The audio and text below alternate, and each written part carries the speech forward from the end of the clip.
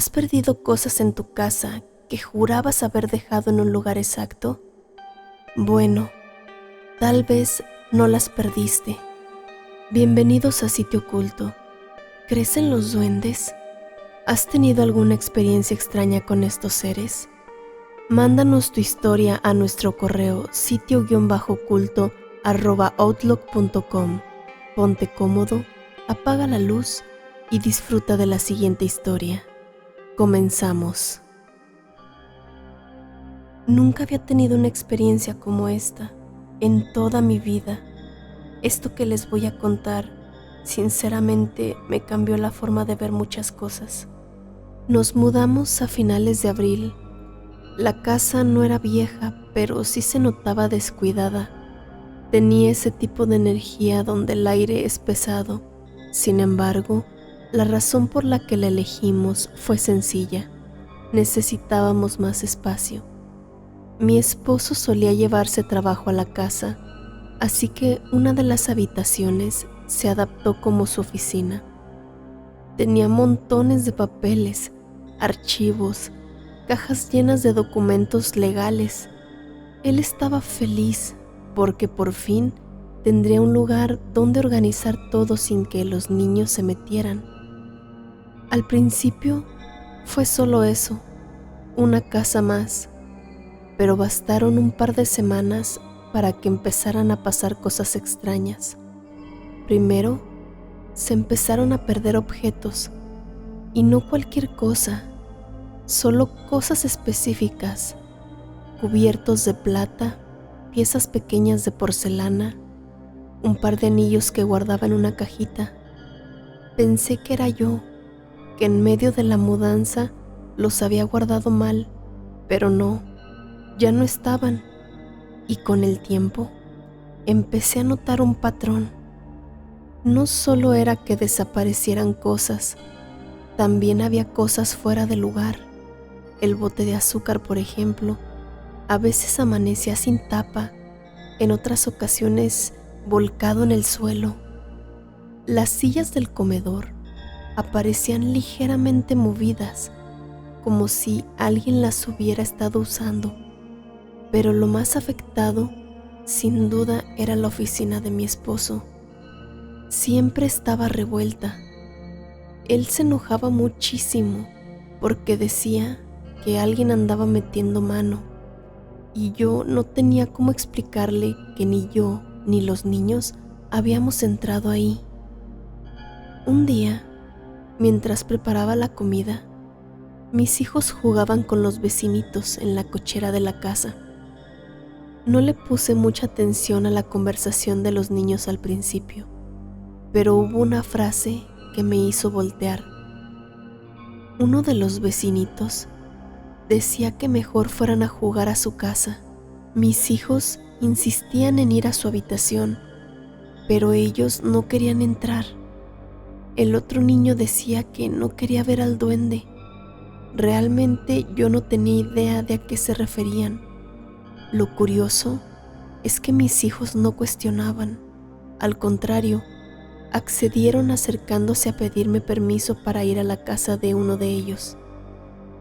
Al principio me dio risa, pero algo me hizo ruido. Esa misma tarde, sin decir nada, me acerqué a platicar con algunas vecinas del fraccionamiento, y poco a poco me fui enterando de detalles que no sabía. Varias familias habían vivido en esa casa antes que nosotros, pero ninguna se había quedado mucho tiempo. Una señora me dijo que sus hijos le tenían pavor al patio trasero. Otra me confesó que cuando la casa estuvo vacía por un tiempo, los niños del vecindario le tenían miedo y evitaban jugar cerca. Decían que por las noches se veían sombras moverse desde adentro, o que alguien abría las ventanas aunque no había nadie. Después de eso, las cosas empezaron a empeorar. El primer suceso fuerte fue durante la noche. Me desperté porque sentí que algo se había caído. Bajé pensando que los niños se habían levantado, pero todo estaba oscuro. Cuando llegué a la cocina, vi el bote de chocolate abierto, completamente tirado en el piso. Ese polvo marrón estaba regado por todos lados, como si lo hubieran esparcido a propósito. La tapa estaba lejos, casi junto al refrigerador. No había señales de que alguien más hubiera entrado. No se rompió nada, no faltaba nada, solo eso, una especie de travesura malintencionada. Lo limpié en silencio, pero esa sensación de ser observada no me dejó dormir el resto de la noche. El segundo suceso involucró directamente a los niños. Uno de ellos amaneció con rasguños en la espalda. No eran profundos, pero tampoco leves, como si alguien le hubiera pasado las uñas con fuerza mientras dormía.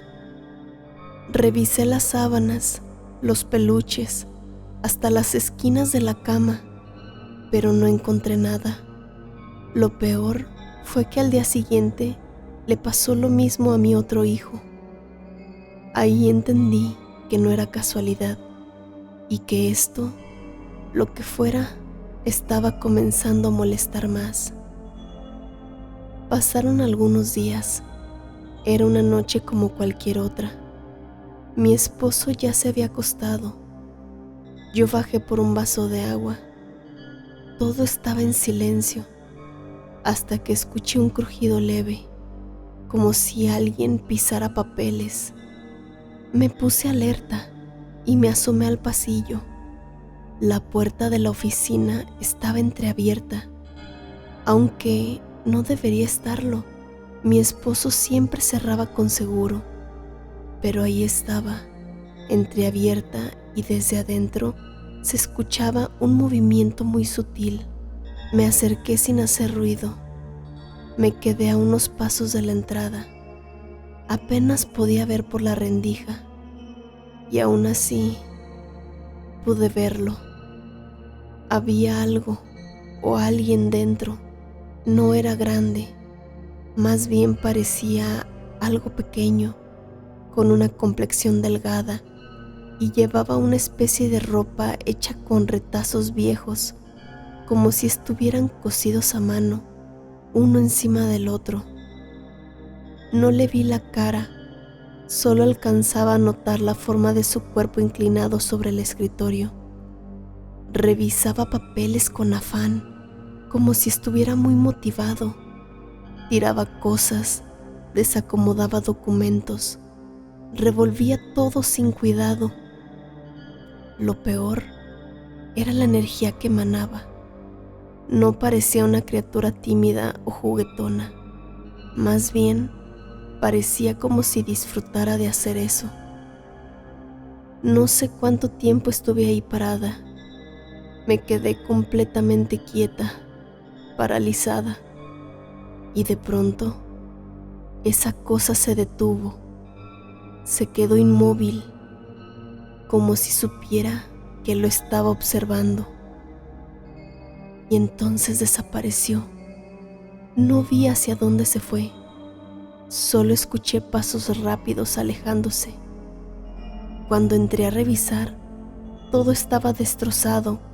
Papeles por todos lados, archivos abiertos, sobres rasgados, algunos hasta mojados, como si los hubiera mordido.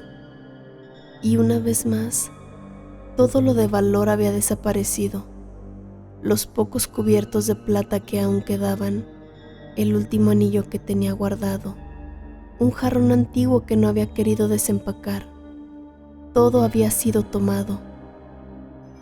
Desde esa noche no lo he vuelto a ver, pero sé que está aquí, que entra cuando estamos dormidos, que se mueve sin importar si hay ruido o luz, y que no va a parar.